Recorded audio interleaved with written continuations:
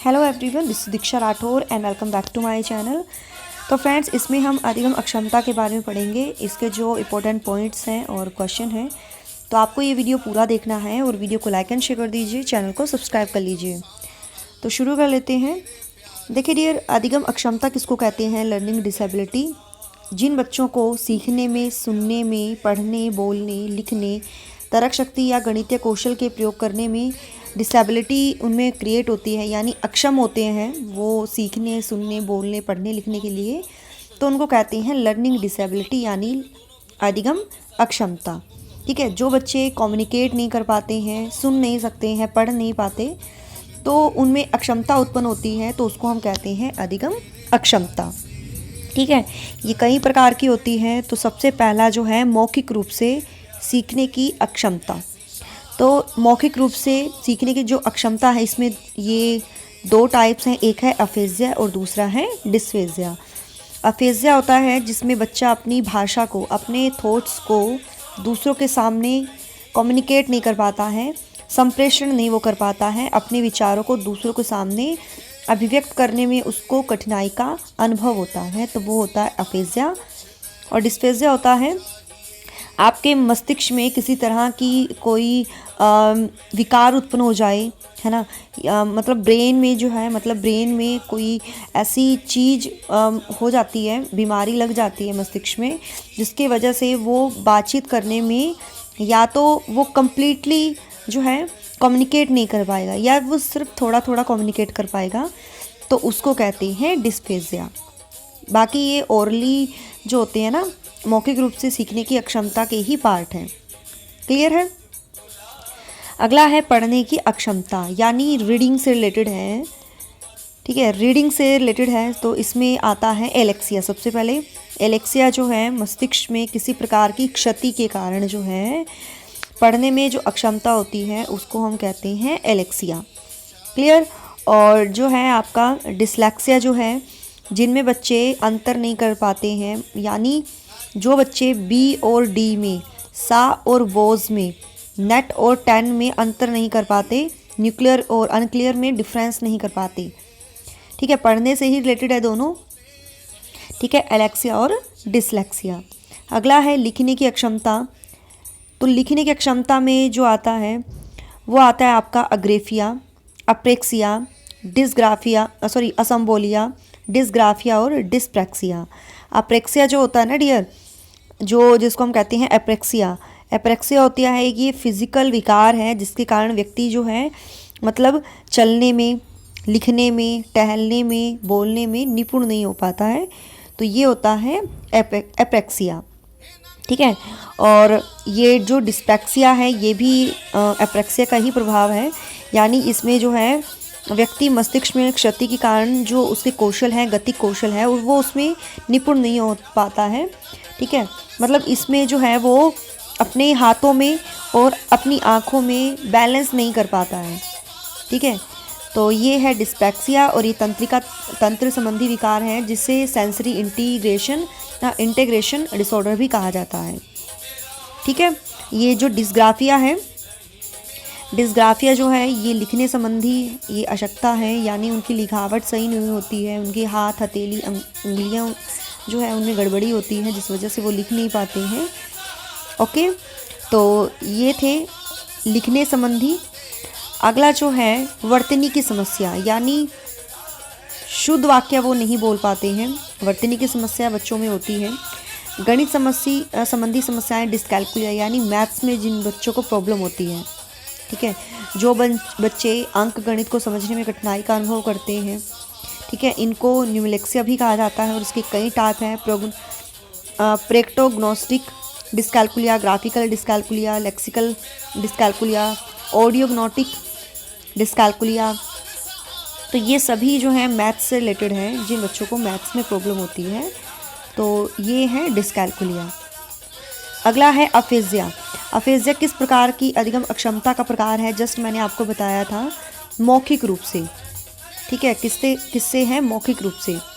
Dyslexia किस प्रकार की अधिगम अक्षमता का प्रकार है? तो ये है पढ़ने की अक्षमता। डिस्ग्राफिया लिखने की अक्षमता से, और डिस्कैल्कुलिया किस विषय की अधिगम अक्षमता है? तो डिस्कैल्कुलिया मैंने आपको बताया है गणित। ठीक है। सीखी गई क्रिया का अन्य समान परिस्थितियों में उपयोग किया जाना, तो ये कहलाता है अधिगम स्थानांतरण, ट्रांसफर फॉर लर्निंग। क्लियर। अगला है प्रशिक्षण स्थानांतरण है एक परिस्थिति से प्राप्त परीक्षण का दूसरी परिस्थिति के सीखने में उपयोग। दूसरों के कार्य या व्यवहार को देखकर उसी तरह कार्य करना, तो ये अनुकरण कहलाता है, इमिटेशन कहलाता है। किसी कार्य को सीखने में पुरस्कार मिलने का क्या प्रभाव पड़ता है? तो प्राणी उस कार्य को जो है जल्दी सीख लेता है जब उसको रिवॉर्ड मिलता है। आधुनिक शैक्षिक दृष्टिकोण से अधिगम अनुभव की सफलता पर निर्भर करती है, तो ये सीखने वाले छात्र की तत्परता पर, यानी छात्र जो है सीखने के लिए कितना तत्पर है, कितना तैयार है। याद करने का सबसे अच्छा तरीका है हम उसको अगर हम समझकर याद करें, है ना। रट्टा तो बिल्कुल गलत है, समझकर याद करना परमानेंट रहता है। आपकी कक्षा में एक बुद्धिमान छात्र है जो आपके समक्ष सदैव अपने ज्ञान का प्रदर्शन करता है। आप उस ऐसी स्थिति में क्या करेंगे? तो उसे उसकी रुचि के अनुरूप जो है कुछ कार्य देंगे। ठीक है। अगला है यदि आपको कोई बुरी आदत है जिसे आप चाहते हैं कि छात्र अनुकरण न करे, तो आप क्या करना पसंद करोगे? जैसे आप स्मोक करते हो और आप चाहते हो कि ये बुरी आदत तो है लेकिन बच्चे उसको सीखें ना, अनुकरण ना करें, तो आप भी उस आदत को छोड़ देंगे। क्लियर। करके सीखने का सिद्धांत उपयोगी है क्योंकि इससे क्या होता है, ज्ञान अधिक समय तक स्थायी रहता है, यानी परमानेंट रहता है। अधिगम का तलरूप सिद्धांत दिया है कर्ट लेविन ने। अधिगम मनोविज्ञान के जनक हैं एबिंगहॉस। अब्राहम मैस्लो ने प्रथम या प्राथमिक स्तर पर सबसे अधिक महत्वपूर्ण किन परिस्थिति को माना है? तो ये इन्होंने माना है शारीरिक आवश्यकताओं को, फिजिकल नीड को। थॉर्नडाइक द्वारा प्रतिपादित सीखने के मुख्य नियम बताए थे, तो कितने मुख्य नियम बताए थे? तीन मुख्य नियम थे और 5 गौण नियम थे। अभिप्रेरणा से उत्पन्न क्रियाशीलता ही सीखने के लिए उत्तरदायी होती है, यह कथन किसका है? तो ये है B.F. स्किनर का। कोहलर का प्रयोग सीखने के किस सिद्धांत से संबंधित है? तो इन्होंने सूच का सिद्धांत दिया था, गेस्टाल्टवादी कोहलर जो थे। स्किनर द्वारा दिए गए अधिगम सिद्धांत का क्या नाम है? तो ये है सक्रिय अनुकूलित अनुक्रिया सिद्धांत, या जिसको हम कहते हैं क्रिया प्रसूत सिद्धांत। सुखदायक प्रभाव सह संबंध पक्के होते हैं और दुखदायक प्रभाव से कमजोर होते हैं। यह नियम कौन सा प्रभाव कहलाता है, कौन सा नियम कहलाता है? प्रभाव का नियम। प्रतन एवं भूल सिद्धांत को दर्शाने के लिए थॉर्नडाइक ने किस पर प्रयोग किया था? तो बिल्ली पर इन्होंने प्रयोग किया था। क्रिया को उत्तेजित करने, नियमित करने तथा जारी रखने की प्रक्रिया को अभिप्रेरणा कहते हैं, यह कथन किसका है? तो ये कथन है गुड का। मैकडूगल के अनुसार अभिप्रेरणा की व्याख्या किस आधार पर की जा सकती है? तो जन्मजात मूल प्रवृत्तियों के आधार पर। व्यक्ति का व्यवहार उसकी मूल प्रवृत्तियों से संचालित होता है, तो ये किसने कहा है? विलियम मैकडूगल ने। पावलोव ने अपना अनुकूलित अनुक्रिया सिद्धांत का प्रयोग किस पर किया था? तो पावलोव ने किस पर प्रयोग किया था? कुत्ते पर। अधिगम स्थानांतरण के सामान्य एवं विशिष्ट तत्वों के सिद्धांतों का प्रतिपादन किसने किया? स्पीयरमैन ने किया है, जनरल फैक्टर और स्पेसिफिक फैक्टर। अधिगम स्थानांतरण के सामान्यीकरण के सिद्धांत के प्रतिपादक हैं, तो ये है स्किनर। अभिप्रेरणा चक्र के संघटकों का क्रम है, तो ये है आवश्यकता, चालन और प्रोत्साहन। प्रेरणा के मूल प्रवृत्ति सिद्धांत का प्रतिपादन किसने किया है? तो विलियम मैकडूगल ने किया है। प्रेरक कैसा कारक है? तो प्रेरक जो है ये आंतरिक कारक है। कैसा कारक है? आंतरिक।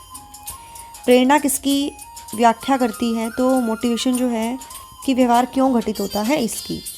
जन्मजात प्रेरक नहीं है, वो है आदत, क्योंकि जन्मजात प्रेरक होते हैं आपके डियर भूख, प्यास, नींद, ये सब आपके जन्मजात प्रेरक होते हैं। ये आपके कृत्रिम प्रेरक हैं।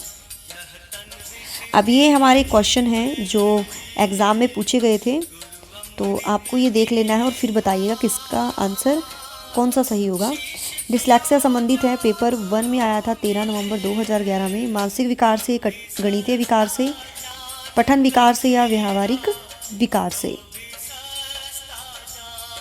तो यहाँ आंसर सही हो जाएगा। डिस्लेक्सिया जो है ये पढ़ने से रिलेटेड है, जो बच्चे अक्षरों को पहचान नहीं पाते हैं, है ना। तो इस विकार को दूर करने के लिए शिक्षक को मौखिक कार्य और पर्याप्त अभ्यास पर बल देना चाहिए, ज़्यादा से ज़्यादा उनको प्रैक्टिस करवानी चाहिए। सी आंसर यहाँ पर सही है। ज्ञानी निम्न में से किससे संबंधित है? अधिगम का श्रेणी क्रम, अधिगम के सिद्धांत, अधिगम का मूल्यांकन या अधिगम का प्रबंधन। तो ज्ञानी निम्न में से किससे संबंधित है? तो ये संबंधित है अधिगम का श्रेणी क्रम। इन्होंने पुस्तक लिखी थी द कंडीशन ऑफ लर्निंग। 8 प्रकार इन्होंने बताए थे। यहाँ देख लीजिए, ये वाला सबसे पहला था संकेत अधिगम, उसके बाद था उद्दीपन अनुक्रिया अधिगम, श्रृंखला अधिगम, शाब्दिक अधिगम, बहुभेदन, प्रत्यय, सिद्धांत और समस्या समाधान। तो सबसे ऊपर था समस्या समाधान और सबसे नीचे था संकेत, संकेत द्वारा सीखना। मतलब ये श्रृंखला की मुख्य विशेषता यह है कि बच्चा जो है सरल से जटिल की ओर सीखता है। ठीक है, तो ये पॉइंट भी आप याद रख लीजिएगा, इन्होंने क्या क्या बताए थे। अगला क्वेश्चन है और ये लास्ट क्वेश्चन है, सामान्य से विशिष्ट की तरक की क्रिया जो है निम्न में से कौन सी पद्धति में है? आगमनात्मक, निगमनात्मक, ए और बी दोनों या इनमें से कोई नहीं। तो बी आंसर बिल्कुल सही होगा, निगमनात्मक।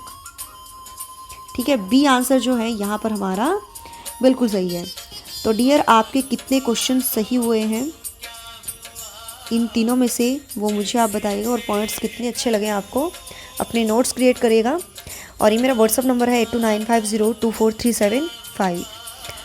तो मिलते हैं नेक्स्ट टॉपिक के साथ। So thanks for watching my video. Do like, share and subscribe my YouTube channel. Till then, bye bye, रब राखा, जय भोलेनाथ।